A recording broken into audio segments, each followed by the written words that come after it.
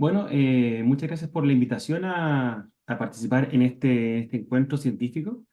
La verdad es que encuentro notable el interés que existe en el estudiantado de medicina por aprender de estos temas, así que gracias por ello. Yo soy dermatólogo y trabajo actualmente en la clínica alemana y además ejerzo un poco de docencia en la Universidad del Desarrollo y además me encargo de desarrollar un sitio específico en este tipo de materias que se llama infodermatitis.cl. Y vamos ahora a conversar acerca de esta enfermedad. Básicamente, esta presentación se divide en cinco segmentos, términos generales o conceptos generales de la dermatitis. Después vamos a revisar los tipos comunes que hay de ella y su clínica. Después vamos a ver otros aspectos que son importantes en este cuadro. Y por último, vamos a ver el diagnóstico, tratamiento y prevención y manejo de esta enfermedad. Vamos con la primera parte. La dermatitis corresponde técnicamente a una inflamación de la piel y en términos generales, si uno va a las fuentes principales de información médica, esta se define en base a sus características clínicas. Vale decir, si ustedes buscan la definición de dermatitis, les va a aparecer que corresponde a una inflamación de la piel que se manifiesta con inflamación, picazón, enrojecimiento y a veces formación de ampollas. Por tanto, es una definición más que nada operacional basada en lo clínico. Es un cuadro o es un motivo de consulta sumamente frecuente y la importancia del tema para los médicos generales es que es para el paciente muy relevante que este cuadro se identifique de forma precoz y como médico general también uno puede ayudar al manejo inicial y sobre todo a la prevención y a la educación de este cuadro. Ahora, como tal, antes de hablar de la parte clínica, es importante tener claro que la palabra dermatitis conlleva un concepto amplio en medicina. Por un lado, como les comenté, se define en sus aspectos clínicos en cuanto a lo que uno encuentra en una lesión eczematosa, ¿de acuerdo? Pero este término de dermatitis se amplía mucho más si uno lo lleva a la histopatología. ¿En qué sentido? Que cualquier tipo de inflamación que uno pueda presentar en la piel, en la histopatología, se va a manifestar como una dermatitis y va a ser definida como tal. Tanto inflamaciones de carácter linfocítico, granulocítico o incluso histiocítico, o sea, una formación de granulomas. Por tanto, si uno encuentra una condición clínica de eczema, por lo general y casi siempre va a presentar una histología de dermatitis, ¿ya? Pero si uno recibe un resultado de una biopsia o de una histopatología de la piel que dice dermatitis, no todas las dermatitis histológicas van a tener un correlato clínico de eczema. Por ejemplo, es muy importante el caso, el ejemplo de la psoriasis. La psoriasis no corresponde a una lesión eczematosa, sino que corresponde a una placa eritematosa por ejemplo. Pero en la biopsia se va a mostrar como una dermatitis psoriasiforme con presencia de infiltrado inflamatorio linfocitario, por ejemplo, o eventualmente neutrofílico.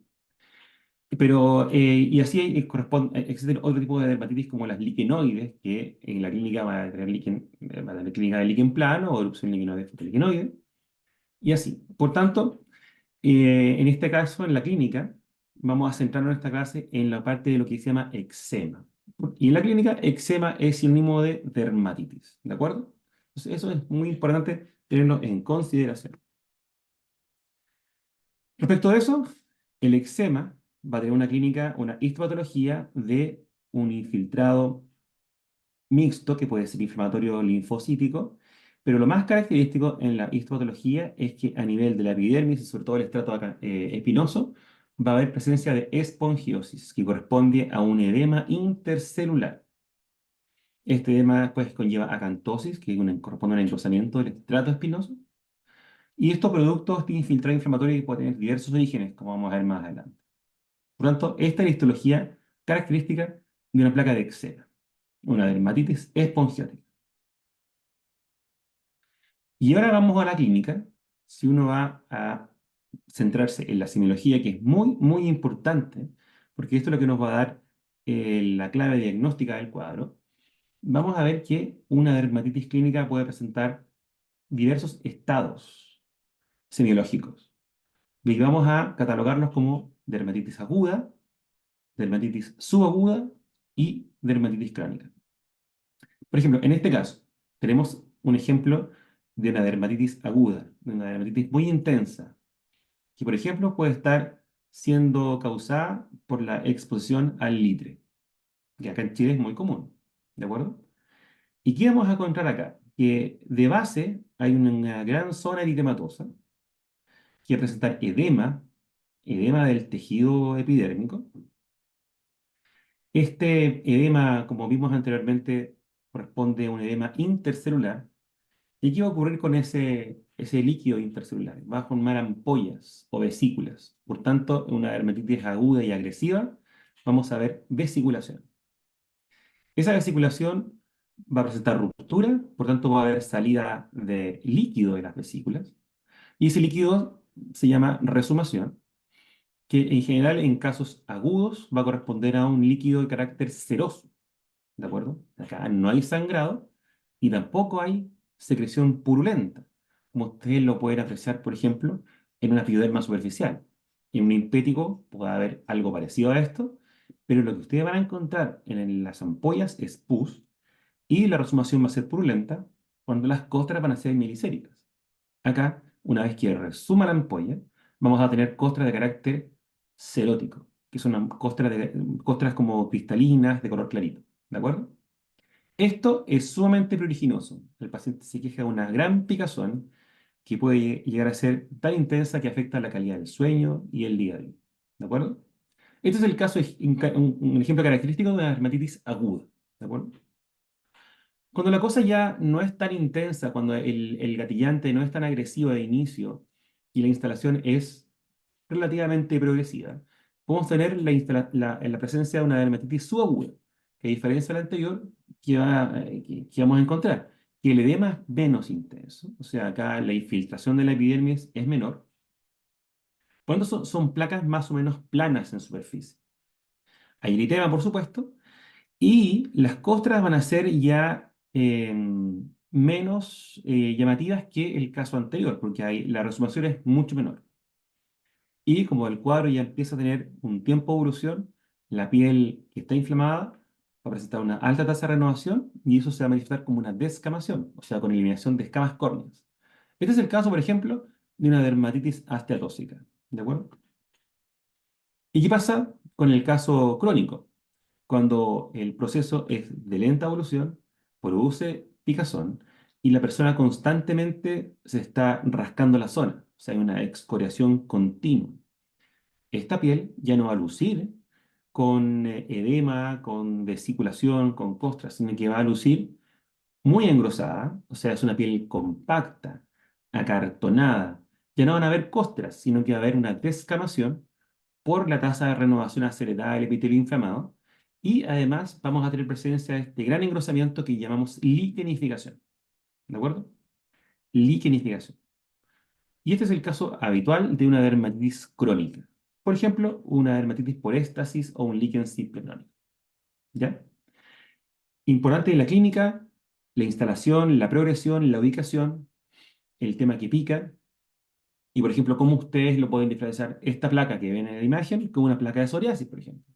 Eso es sumamente importante, porque es un error que uno habitualmente identifica en las personas que llegan a la consulta de uno.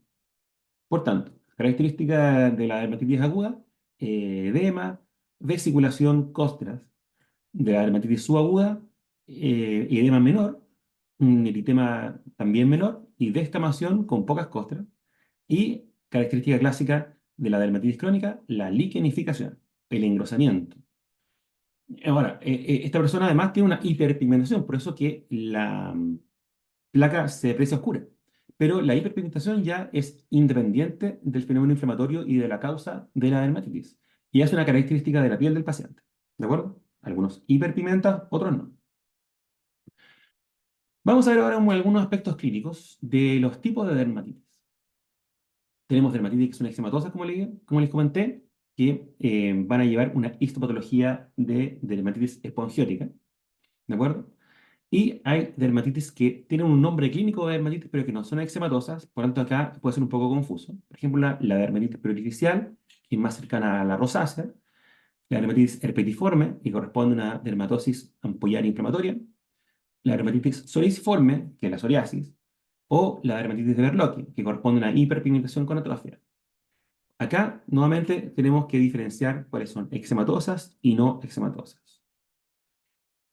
¿Cuáles son las causas de la dermatitis? Bueno, en general, al ser un cuadro inflamatorio importante en la piel, suelen participar varios elementos que se conjugan en un determinado momento del paciente para desarrollar la dermatitis. Primero que nada, hay factores genéticos. O sea, hay personas que tienen la piel más sensible, más delicada, por así decirlo, que frente a cierto estímulo, cierta exposición, la piel va a desarrollar una baja tolerancia a este estímulo y puede inflamarse. ¿De acuerdo? O sea, hay un factor genético. Por otro lado, hay factores ambientales. Pueden haber factores ambientales inespecíficos. Por ejemplo, acá en Santiago, por ejemplo, está la baja humedad ambiental, la alta dureza del agua. Y pueden haber factores ambientales específicos, que son sustancias que actúan como irritantes directos o alergénicos. O sea, ahí tenemos un componente externo. El factor genético es un componente interno o endógeno. Y por último, tenemos la relación con el sistema inmunológico. Vale decir, puede haber una relación indirecta, que frente a un estímulo irritante la piel se inflama y eso involucra la participación de células inflamatorias, o directamente la dermatitis es causada por una inflamación gatillada por vía interna por activación linfocitaria, como ocurre en la dermatitis atópica o en la dermatitis de contacto alérgica. ¿De acuerdo? Y estos tres factores siempre se conjugan en mayor o menor medida. Un paciente con una dermatitis de contacto alérgica tiene un factor preponderantemente exógeno, que es un gatillante alergénico, pero también influye su tipo de piel y también influye lo que él hace en el día a día y en qué parte vive o en qué parte se desenvuelve. Por tanto, cuando uno ve a un paciente con dermatitis, hay que tratar de ver todos estos aspectos porque son todos importantes a la hora del manejo. Los síntomas comunes son picazón o ardor. Si el cuadro es fundamentalmente alérgico, va a picar. Si es fundamentalmente irritativo, va a arder, va a molestar o va a doler. ¿De acuerdo? Y estos síntomas varían en intensidad. Después están las alteraciones de la piel, que es lo que uno va a evidenciar en el examen físico. Ya lo comentamos. Eso es lo que les comenté de la dermatitis aguda, subaguda o crónica. Y también está que esto puede pasar a ser un cuadro permanente en la vida de las personas, ¿ya? Crónico continuo o crónico con reagudizaciones. Y esto tiene un importante impacto en la calidad de vida. Sumamente importante. En pacientes con enfermedades crónicas, el impacto de la dermatitis puede ser tal que la persona deja de desenvolverse normalmente en el día a día, genera una estima social y por tanto un estrés que lo único que hace es ir potenciando aún más el problema. ¿De acuerdo? Vamos un poco a los tipos de dermatitis en cuanto a sus características clínicas en las dermatitis de carácter eczematoso. Primero que nada, cuadro crónico asociado a importantes factores genéticos e inmunológicos está la dermatitis atópica. Entiendo que ustedes tuvieron una clase de esto, así que no voy a profundizar mucho en este aspecto. Pero para recordar que corresponde a una condición crónica que parte en la infancia, que tiene síntomas que son distintivos, que es la picazón y la localización clínica, y que puede asociarse a la tríada de asma o rinitis o rinoconjuntivitis alérgica, con la marcha atópica que va variando en sus distintas manifestaciones a lo largo de la vida. Tenemos la dermatitis de contacto, y aquí vamos a detenernos un poco, porque es muy importante considerar que cuando uno presenta un eczema en la piel o una dermatitis secundaria a un factor externo, la fisiopatología puede tener dos variantes, dos vertientes distintas. Puede ser causada por un factor irritante directo, vale decir, un daño tóxico. Y ese daño tóxico es común a todas aquellas personas que están expuestas a ese elemento. Lo único que va a depender es la concentración, la intensidad y el grado de exposición o factores que acompañen la exposición. ¿De acuerdo? Eso es típico, por ejemplo, en la dermatitis irritativa de las manos por exceso de lavado de manos.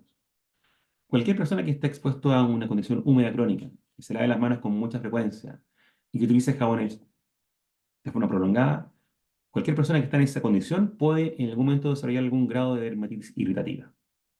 Y eso es clave en toxicología porque cualquier elemento puede ser tóxico, solo va a depender de la concentración y del tipo de exposición o el tiempo de exposición al cual se asocia. Distinto es la alérgica, porque la alérgica ya va a ser exclusivamente desencadenada en aquellas personas que van a presentar una hipersensibilidad mediada por inflamación celular. No todas las personas que están en contacto con el litre hacen la reacción, solo aquellos que están sensibilizados, ¿de acuerdo? Y por tanto, la clínica de la irritativa va a ser más como una resequedad o eventualmente una quemadura, pero cercana a una quemadura. Y la clínica de la dermatitis de contacto alérgica va a ser más cercana a un eczema agudo, inflamatorio y muy pruriginoso. Una arde, la otra pica. ¿De acuerdo? Una se instala lentamente, la otra puede ser muy agresiva. Ahora, de la alérgica es causada por sustancias tan comunes como metales, níquel, cromo, cobalto, fragancias de cualquier tipo. Las fragancias son sustancias químicas que son en general consideradas como altamente sensibilizadoras. Algunos químicos del látex o las gomas, puede ser látex natural o látex sintético, también llamado nitrilo, o productos de limpieza. Digamos que esas pueden ser las causas más comunes. Y es clave acá todo lo que es el manejo médico de anamnesis, historia clínica, investigaciones adicionales para tratar de identificar el gatillante, tanto irritante como alergénico. Porque ahí está en la mejoría del cuadro. ¿De acuerdo? Esto no se mejora con medicamentos específicos, sino que se mejora evitando la exposición. Y para ello es clave una buena identificación. Nuevamente, volvemos acá al ejemplo de dermatitis de contacto alérgica.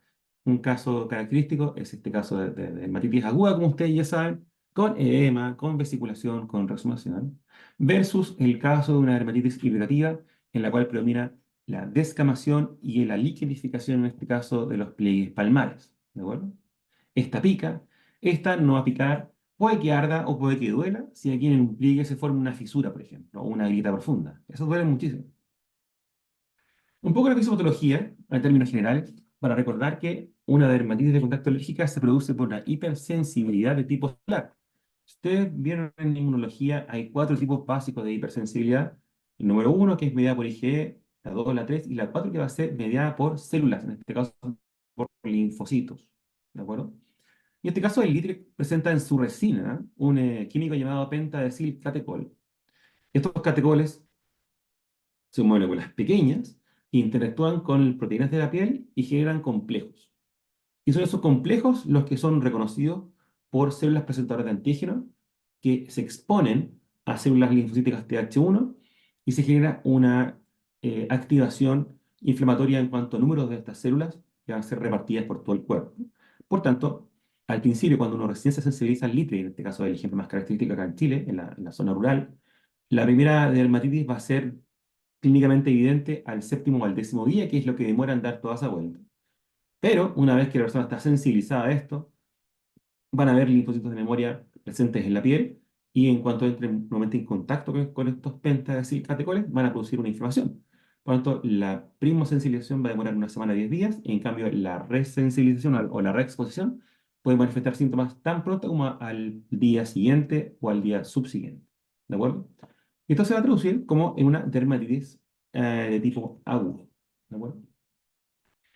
Eso en cuanto a términos generales de la dermatitis de contacto alérgica. Otro tipo importante y muy común de dermatitis eczematosa es la dermatitis disidrótica, que también se le conoce como Ponflix. Es de origen desconocido, aunque se suele usar en personas con fenotipo atópico, ¿ya? Un tema es que una persona tenga fenotipo atópico y desarrolle una dermatitis atópica. Es un concepto distinto, ¿no es cierto? Personas con tendencia a la atopia, que son estas personas con los estigmas, con la piel seca, con la piel sensible, pueden desarrollar esto en algunos momentos de su vida. Y típicamente se manifiesta por estas microvesiculaciones, son pruriginosas y van a afectar algunos sectores puntuales de las manos o del pie. El manejo es sintomático. Y muchas veces puede ser tan focalizado como en un sector del dedo, o en un sector de la palma, o en un sector del pie. Otro tipo de dermatitis eczematosa que se ve con bastante frecuencia es el eczema númula. También un poco asociado a la atopia, aunque con otros condicionantes que pueden ser inespecíficos, como por ejemplo la presencia de Staphylococcus aureus. Lo que vemos acá son eczemas que se presentan en placas redondas. Y aquí el nombre numular, como si fuesen monedas. ¿De acuerdo? Factores desencadenantes son específicos, como la piel seca o algunas reacciones a medicamentos, y el manejo se basa en la hidratación, en el manejo de la infección si está presente, y en el manejo sintomático de la dermatitis, como vamos a ver más adelante. También está la dermatitis por éstasis, que es una condición bastante específica de la insuficiencia venosa de extremidades inferiores. Por tanto, eso se manifiesta en las piernas, ¿de acuerdo? Y supone que hay sustancias o elementos tóxicos que van quedando depositados en la piel, son los que manifiestan como después inflamación o eczema. Y como estas de lenta instalación, la característica va a ser esta liquenificación y esta descamación gruesa. Incluso a veces un poco similar a la descamación soleciforme, ¿verdad? Por supuesto, en un caso sí se puede complicar con úlceras venosas o por el uso de productos constantes. Aparte de haber una dermatitis por éstasis, uno puede presentar además una dermatitis de contacto alérgica, alguna medicación tópica, por ejemplo, algún antibiótico tópico o algún corticoide tópico. Después tenemos la dermatitis seborreica, que ya se separa un poco de la condición atópica, sino que es un eczema que está más cercano a la psoriasis, sin ser psoriasis. Pero recuerda un poco a ella, porque afecta el cuero cabelludo con descamación, afecta la cara, también con eritema, con mini pequeñas, pequeñas escamas que se centran en el contorno nasal o peribucal. Y en ocasiones también se asocia a la caspa en la forma de lo que también se denomina epitriasis capitis simple, que se considera una forma de dermatitis seborreica. Se ha asociado esto a la presencia de la levadura Malassezia furfur o Pityrosporum oval, que es lo mismo pero con dos nombres distintos. Pero la relación con la malacesia es aún discutible y en el fondo no por tratar esa levadura va a mejorar esta dermatitis. O sea, en general puede ser una condición que puede estar asociada o puede ser simultánea, pero aún está dentro de lo que tiene pendiente de ser definido. ¿Mm? Otra dermatitis eczematosa es la neurodermatitis, que es básicamente el rascado crónico de un sector de la piel por prurito, ¿de acuerdo? Está este círculo vicioso de rascado, inflamación, engrosamiento, descamación. Y básicamente puede ser derivado o iniciado por una irritación inicial que gatilló este fenómeno, personas que son hipersensibles, por estrés o por compulsiones, personas que por una causa ya más em, psiquiátrica tienen tendencia a rascarse en una zona específica del cuerpo y eso genera un gran engrosamiento. En el fondo es como un callo, ¿ya? Y el manejo es con lubricación, prurito y otros. Manejo de la picazón y la educación. Y por último, viendo la parte sindromática, tenemos la fotodermatitis, que no es un diagnóstico per se, sino que corresponde a un eczema focalizado en zonas fotoexpuestas. Esto puede ser propio de una fotodermatosis idiopática, por ejemplo, una erupción polimorfa solar, o bien un agravamiento por el sol de una dermatitis eczematosa previa, como por ejemplo, una dermatitis atópica fotoagravada. O bien puede ser específicamente una dermatitis alérgica de fotocontacto, ¿ya? Que es una dermatitis alérgica de contacto, pero activada por la luz solar. Por ejemplo, un ingrediente de un filtro solar. ¿De acuerdo? El manejo es la identificación de la causa nuevamente y en la fotoprotección. Vamos a ver otros aspectos de esta enfermedad. Vemos que la dermatitis tiene un espectro bastante amplio de distribución. Afecta diversas partes del cuerpo. Algunas se focalizan en la cara, otras en los pliegues, otras pueden dar en cualquier lugar, digamos, ¿ah? Por lo tanto, cuando uno se enfrenta a una condición eczematosa, es importante enfrentar al paciente con una amplitud de diagnóstico diferencial importante, conocer los aspectos que vimos previamente, ¿ya? Es clave al examen físico reconocer todas estas lesiones primarias y secundarias de la semiología dermatológica: edema, eritema, descamación, vesículas, costras, liquenificación. Y es clave al examen físico ver dónde se distribuye esta dermatitis. Porque como vimos, la clave nos va a dar dónde se encuentra y eso, la exposición o si esto es una dermatitis endógena como la atopia, en fin. Puede haber complicaciones posibles, por supuesto. Una dermatitis puede infectarse. Una dermatitis claramente puede llevar a una liquenificación. Y eso es una complicación porque uno puede mejorar una dermatitis, pero la liquenificación, que es la consecuencia estructural de este rascado crónico, puede durar meses o años después de la dermatitis por mejorada. Y también puede haber un impacto en el sueño y un impacto en la calidad de vida. Hay dermatitis obviamente que se dan más en niños, en adultos y en ancianos. En este caso, la dermatitis atópica es como propia de los niños, o se da mayormente en los niños, pero puede, sí, durar hasta la adultez. En los adultos puede ser variable, dependiendo un poco de la focalización, uno va a ver seborreica en la cara, estas neurodermatitis, o todo el amplio espectro de dermatitis de contacto según lo que haga la persona. Y en los ancianos, ¿cuál va a ser el factor preponderante?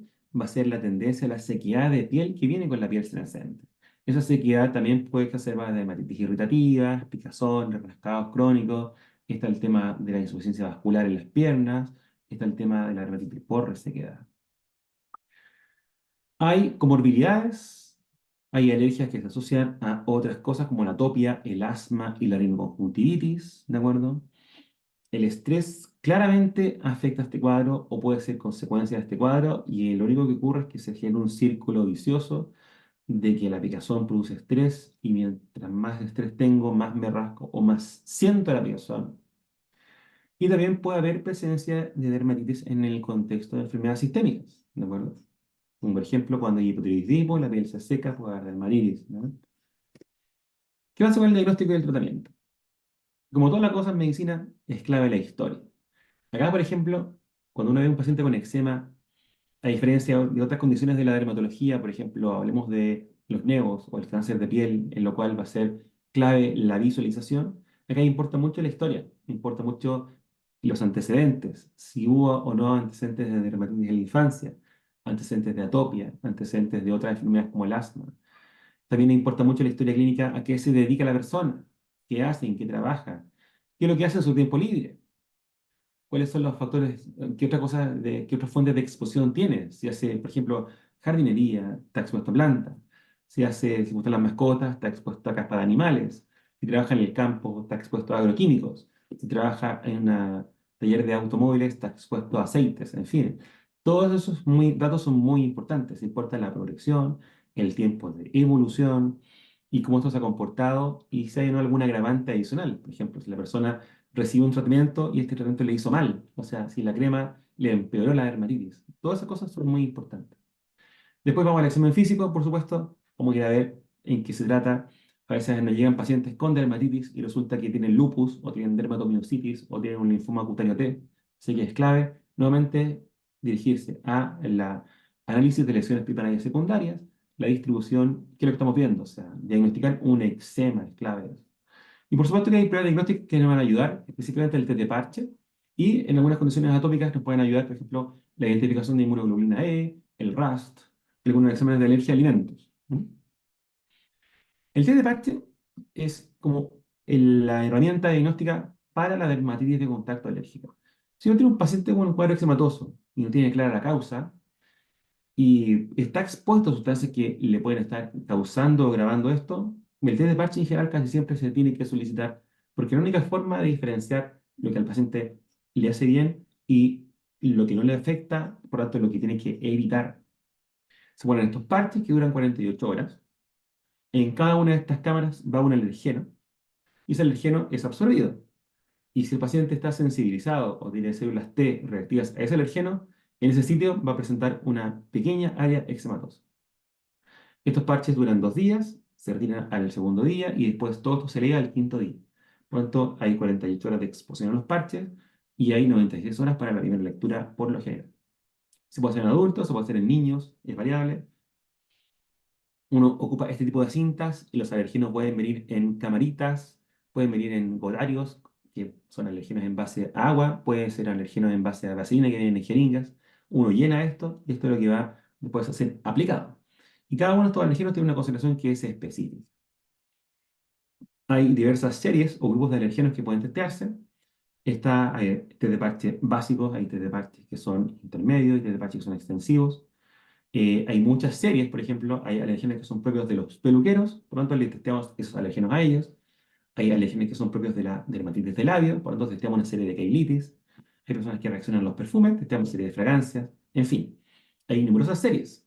Los detalles los pueden ver justamente en el sitio que hemos desarrollado, que es Infodermatitis, que ahí está obviamente mucho más detallado todo esto. Los pasos del test y los tipos de alergenos que están disponibles para ser testeados, ¿ya? Y por último, muy importante, uno puede testear productos propios del paciente. El paciente tiene una crema que le grabó el problema, también se testea y se puede ver qué tanto le influyó.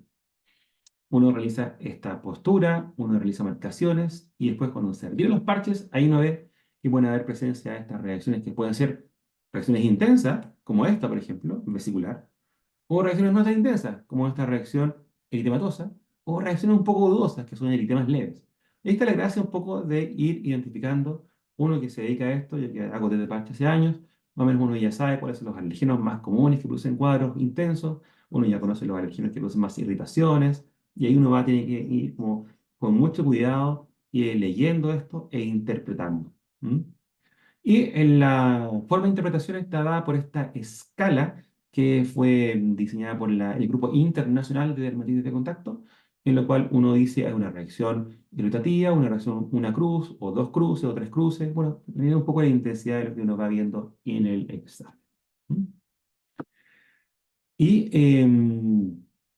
después, en cuanto al manejo, yo creo que hay un manejo que es básico, o sea, es importante que sea básico, y es común a todos los pacientes. Y eso es el cuidado de la piel.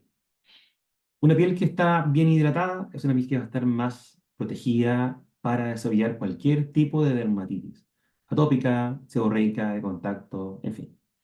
Por tanto, uno parte del tratamiento es educando al paciente en la correcta hidratación y en evitar que la piel se le reseque. Y ahí uno pone el acento en que el baño sea corto, que use poco jabón, que use mucha crema, ¿ya?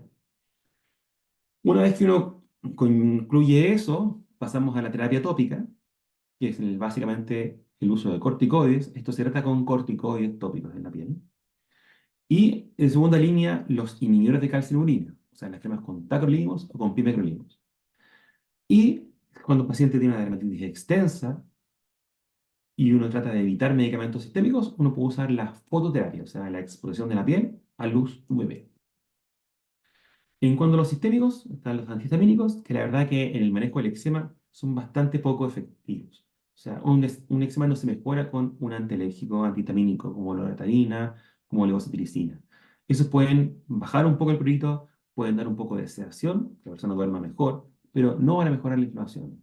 Entonces ahí se requieren ya los corticoides tópicos o, de segunda línea, algún inmunosupresor o inmunoregulador que maneje la inflamación y que tengan menos efectos secundarios que los corticoides sistémicos, por ejemplo, el metotrexato o la acetioprid. Y por último, cuando la persona ya no responde a estos cuadros previos, vamos a considerar la terapia biológica, que son básicamente inmunoreguladores, pero más dirigidos a pasos muy puntuales de la inflamación, como por ejemplo el dupilumab o un inhibidor JAK como el upadacitinib o el abrocitinib. Entonces ahí uno tiene una escala de manejo. Manejo basal, que es la hidratación, el cuidado diario y la educación del paciente para que la piel no se dañe. Uno tiene el uso de medicamentos tópicos, que es lo central. Y después de eso, hay uno va viendo la necesidad de colocar algún inmunoregulador específico o ya en casos puntuales en los cuales esto no sea posible por eventuales efectos secundarios, ver fototerapia o eventualmente una terapia biológica dirigida a estos pacientes. Las terapias biológicas son muy efectivas, son muy rápidas en actuar, pero hoy en día son de alto costo, por lo tanto es el costo, en el fondo, lo que más limita el uso de ellas, los pacientes del día a día. ¿Ya? Y hay cosas que también ayudan mucho, ¿ah? La psicoterapia, en fin, en base a manejo cognitivo conductual, es muy útil. Y por supuesto que hay pacientes que junto con lo anterior también pueden ser beneficiados de cosas alternativas como terapias botánicas, con elementos naturales, con cremas de origen también de extracto de plantas, que también pueden ayudar, con la acupuntura, en fin. Y la clave como médico general y como dermatólogo es la educación, justamente en todo esto, en el reconocimiento, en la consulta precoz para evitar complicaciones y en el adecuado manejo general, que es la prevención y el uso de emolientes. Por tanto, vamos a tratar de identificar desencadenantes, ¿de acuerdo? Vamos a insistir en el cuidado de la piel. Y bueno, en relación al control ambiental, ahí si uno identifica algo en el test de parche, va a haber un manejo dirigido a eso, porque otras cosas es difícil hacer. Una acá en Santiago o en el Valle Central de Chile, por ejemplo, el clima tiene una baja humedad ambiental y el agua tiene una alta dureza, son factores que no pueden ser modificados. Muchas de estas personas cuando se dirigen a ambientes cálidos y húmedos, por ejemplo, como el Caribe, mejoran de forma automática su piel. Pero bueno, al volver, este asunto se desarrolla de nuevo. Entonces, por eso es que es importante el día a día y la humectación. el uso de cremas es la única manera de poder sobrellevar esta cosa ambiental que nos tiene. Y el manejo del estrés, tanto en el inicio como en el manejo del día a día, hay técnicas de relajación, hay apoyo psicológico, hay grupos de apoyo, por ejemplo, está la Fundación Prevenir, que conlleva o agrupa a muchos pacientes con eczema, con dermatitis, con otros cuadros cutáneos. Así que esto en general para los pacientes suele ser muy útil, se sienten mucho más acompañados. Y también tenemos materiales educativos. Nosotros al paciente le entregamos habitualmente todo un set de explicativos en relación al día a día, a evitar irritaciones, a evitar inflamaciones de la piel, a evitar otras exposiciones que puedan ser eventualmente dañinas. Hay educación en cuanto al alergeno. Si un paciente tiene un test de parte positivo a las fragancias, se le entrega todo un material que explica qué es lo que es la fragancia, dónde se encuentra, cómo evitarla básicamente, y también apoya a productos que vienen sin fragancia, por dar un ejemplo. Están obviamente las aplicaciones de la tecnología, que es un poco lo que hemos trabajado en este sitio y en Instagram también. Son, en general, el eczema es un capítulo de la dermatología que no tiene mucha difusión. De hecho, no somos muchos los médicos que nos dedicamos a esto, entonces el interés está en educar a otros dermatólogos, al médico general y sobre todo al paciente en estos términos, digamos. ¿M? Y también hay toda una red de apoyo sanitario en la cual participa la Sociedad Chilena de Dermatología, por ejemplo, y grupos que se dedican a esto. ¿M? Por tanto, llamados a la acción, ¿qué nos interesa? Que ustedes como médicos tengan el conocimiento de estos cuadros, que conozcan la clínica, porque el diagnóstico preciso y oportuno es clave. Hay que manejar en múltiples variables, o sea, esto no se estas dermatitis no se curan con una crema de corticoides, se manejan con una buena historia, un buen examen físico, un buen diagnóstico, un manejo por médico general inicial y una buena derivación si es que esto lo requiere, y por lo tanto siempre la educación y la prevención van a ser importantes. Eso, les dejo mi dato de contacto, como les decía. Tenemos este recurso en la página web, tenemos también página en Instagram que está dedicada más que nada a pacientes y a médicos que son derivadores. Y tienen mi correo electrónico si tienen alguna duda en el que les pueda aclarar o ayudar en el manejo de algún paciente. Está fantástico, encantado de poder compartir con ustedes este momento. ¿Mm? Así que muchas gracias, Camila. Yo creo que estaríamos por acá, no sé si hay alguna pregunta.